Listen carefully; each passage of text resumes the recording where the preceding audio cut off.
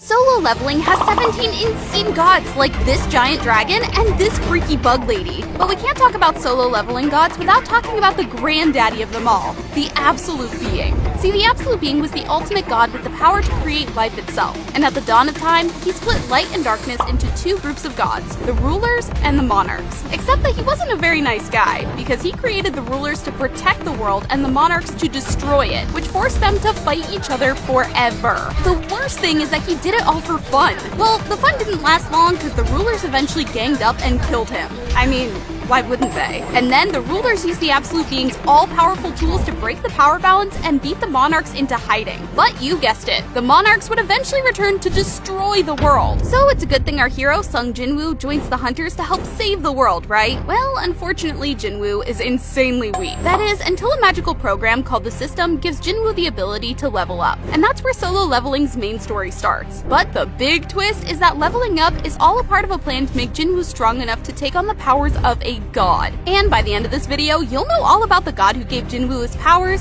17 other powerhouse gods, and just how insane Jinwoo's new powers are. Now, when Jinwoo finally leveled up enough to take on the 100th floor of the nasty demon castle dungeon, things really hit the fan. Cause guess who was waiting for him on the 100th floor? That's right, the first monarch to show up in the story, Baran, the monarch of white flames. And Baran was not a pushover. He immediately staggered Jinwoo with a powerful strike. He shot lightning from his mouth, and he even summoned a demon army for backup. Jinwoo was in serious trouble, but with a little help from the demon princess, Esil Radaru, he managed to cut off Baran's arm and kill him with a brutal blow to the jaw. But watch out for Rakan, the monarch of fangs, because he's even stronger. In fact, his very presence strikes fear into the hearts of experienced hunters, and I believe it after watching him dominate Thomas Andre, America's top hunter. Seriously, Thomas even broke his neck, but Rakan just shrugged it off. And in addition to his rapid healing abilities, Rakan can use telekinesis to hurl heavy objects around the battlefield like they're nothing. Of course, Rakan's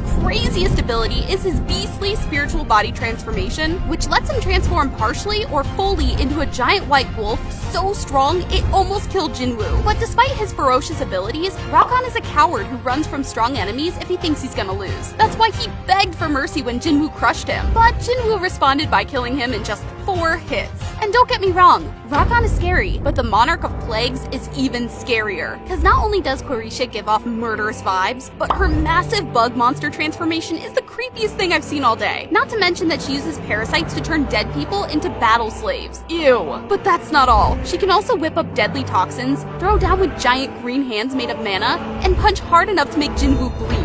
In fact, she's so strong that she can hold down the Ant King Shadow Beru like a baby. It's hard to believe that Korisha is considered one of the weakest monarchs because she still ranks among Solo Leveling's toughest characters. So I can see why she thought she could beat Jinwoo by teaming up with Rakan and the Frost Monarch, but even her regenerative healing powers weren't enough to stop Jinwoo's mutilation skill from slicing her into a bug kebab. Korisha's powers are cool, but the Frost Monarchs are even cooler. Get it?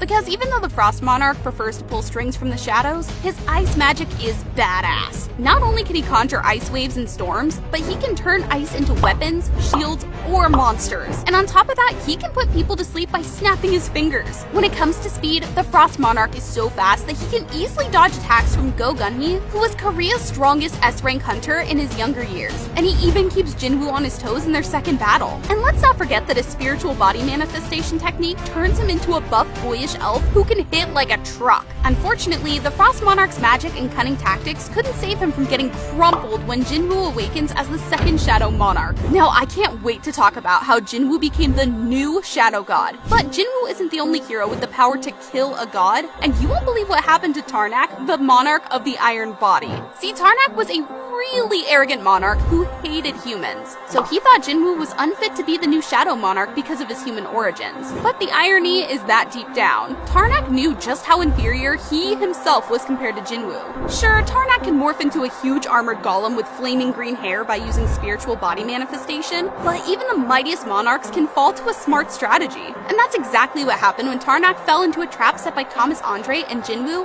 that cut his telepathic link to Antares and pitted him 1v3 against Thomas, and 2 shadow monsters Jinwoo had recruited into his army, Beru and Belion. The powerhouse trio quickly beat Tarnak, and it's funny that even though Tarnak hated Jinwoo so much, he was the only enemy monarch that Jinwoo didn't have to kill himself. On the other hand, we have Legia, the monarch of beginning, who even had Jinwoo shaking in his boots when they met in the Japan Crisis arc much earlier in the story. In fact, Legia was so strong that he could have easily defeated Jinwoo back then if he wasn't shackled in mana-draining chains. Also, in the solo leveling light novel, Jinwoo could barely breathe in Legia's presence. Now that's what you call power. The scary thing is that even with his mana depleted, Legia could unleash deadly bursts of wind pressure with his fists, so Jinwoo was lucky his power was restrained. But why exactly was Legia chained up to begin with? Apparently after the rulers killed the Absolute Being way back when, they imprisoned Legia to tip the odds against the monarchs and kept him locked up ever since. But obviously, Legia really wanted to escape, so when he met Jinwoo, he offered to help him in the upcoming war, and to prove he was telling the truth, he cast a Pledge of Honesty spell so that they couldn't lie to each other. However, Jinwoo got suspicious when Legia wouldn't say if he'd also help humanity. And then, Jinwoo saw an Essence Stone, an item that makes creatures want to kill humans, embedded in Legia's neck. Jinwoo realized that Legia could wipe out an insane number of people if he got loose, so he decided to kill the King of Giants before he became a threat. Now, one god who Jinwoo had a tougher time killing was Yagamant, the monarch of Transfiguration, and Yagamant was technically the last monarch that Jinwoo killed. Yagamant mostly lurked in the shadows, so most of his powers are a mystery, but that's because, unlike the other monarchs, Yagamant didn't have a human vessel, which prevented him from using his full power on Earth. However, when Yagamant joined Antari's vision of the human world, he tried to help beat Jinwoo by opening numerous portals that unleashed the monarch's dragon armies. Except that Jinwoo embarrassed him by using Dragon Sphere,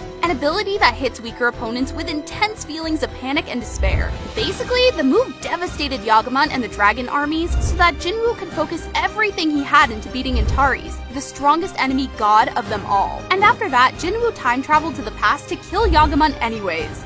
What a guy. Of course, every monarch we've talked about so far is nothing compared to Antares, the monarch of destruction. Because Antares is the strongest and oldest of the monarchs, he's solo leveling's final boss, and his raw strength is even greater than the god who gave Jinwoo his powers. But that's just the tip of the iceberg, because Antares can use Breath of Destruction to destroy both mortal enemies and shadow soldiers with explosive fire. What's crazier is that he can morph into a human-dragon hybrid or a giant red dragon that even makes the enormous dragon Kamish look like a baby. And let's not forget that he has the same Dragon Sphere ability as Jinwoo, which practically makes him untouchable to weaker enemies. But despite his incredible power and love of destruction, Antares also has a sense of honor, and he's happy to negotiate with tough opponents. So at the end of his epic fight with Jinwoo, he actually tries to negotiate a deal. Except that Jinwoo has other plans and replies by crushing Antares with one last hit before the rulers show up to finish him off, finally ending the Eternal War. Of course, Jinwoo could never have defeated Antares if it wasn't for Ashbourne, the original Shadow Monarch, the god who gave Jinwoo his powers. But before unpacking Ashbourne's crazy backstory, we need to know more about the monarch's enemies, the rulers, because believe it or not, Ashbourne used to be one of them. While the individual rulers remain mysterious, we know that they control heavenly armies of silver knights, that they can only enter the human world through human vessels, and that their telekinetic power, ruler's authority, can pull things with the power of a black hole. But despite their powers, they still failed to protect humanity when the monarchs attacked. So they used the Cup of Reincarnation, one of the Absolute Being's tools, to rewind time 10 years, only to keep failing over and over until the Cup's power was almost used up. The rulers were desperate, so when they were just about down to their last rewind, they decided to connect Earth to dungeons full of dangerous magic beasts so that humanity could become strong enough to survive the monarch's attack. And around that time, Sung Jinwoo became a hunter and started grinding to become a literal shadow god without even knowing it. Now forget what you thought you knew about the monarchs, because the story of Ashbourne, the first shadow monarch, is something else altogether. See, Ashbourne isn't just a god, he's the most important god in solo leveling. And Ashbourne's story starts way back at the dawn of time when the Absolute Being created the rulers and the monarchs. Like I said earlier, back then Ashbourne was a ruler, not a monarch. In fact, he was the strongest ruler. The problem is that when all the other rulers rebelled against the Absolute Being, Ashbourne stayed loyal to his creator. The other rulers didn't like that, so they attacked Ashbourne, left him for dead, and killed the Absolute Being while Ashbourne was out of the picture. The twist is that the Absolute Being had hidden a crazy power in Ashbourne's body that transformed him into the Shadow Monarch before he could die. This gave Ashbourne the absurd shadow powers we're going to talk about in just a moment. And boy oh boy did it throw a wrench in the ruler's plans, because Ashbourne switched sides to team up with the Monarchs and restored the balance of power. However, when the Monarchs got uneasy about Ashbourne's power, Baran and Rakan tried to kill him, and failed. Then the rulers came to Ashbourne and begged him to forgive them, but Ashbourne didn't know what to do, so he retreated into hiding to rebuild his armies. The rulers took advantage of the power vacuum to crush the Monarchs, but centuries later, the Monarchs regrouped to attack Earth, and our confused friend Ashbourne joined them. Except that Ashbourne wasn't truly on the side of the Monarchs who once betrayed him. His real motive was just to find his place in the universe and make his mark, so he began looking for a human vessel who could inherit and use his powers in the human world. And that's when he discovered Sung Jinwoo. Ashbourne gradually became attached to Jinwoo, he chose him as his heir, and he decided to stand with the rulers after all. So he gave Jinwoo all his godly powers. Jinwoo became the second Shadow Monarch, and I'm not kidding when I say that the powers Jinwoo got from Ashbourne are godly. Because on top of intense physical strength and telekinesis, the OG Shadow Monarch had insane shadow powers. I mean, his shadow extraction ability let him add the shadows of the dead to his army, Shadow Exchange let him teleport across huge distances, and he could use Shadow Preservation to store and monitor his collection of shadows. Even better, his Monarch's Domain ability boosted the strength of all his fighting shadows by 50%. Jinwoo inherited all these powers, but guess what? His godly powers go even deeper. Cause he can cover himself in jet black armor, increase his speed by 30% with the Quicksilver ability, and he's so stealthy he can practically turn invisible. He can also hypnotize people, manipulate memories, talk with monsters, and he doesn't age. Not to mention that he has regenerative healing powers and can carry unlimited items since he's the player of the system, or that he has the same Dragon Sphere ability as Antares, plus a devastating mutilation technique. And that's how Jinwoo became so overpowered that even the gods can't touch him. But if you thought Jinwoo was overpowered, just wait till you see this video about what would happen if One Punch Man fought Goku. Click it!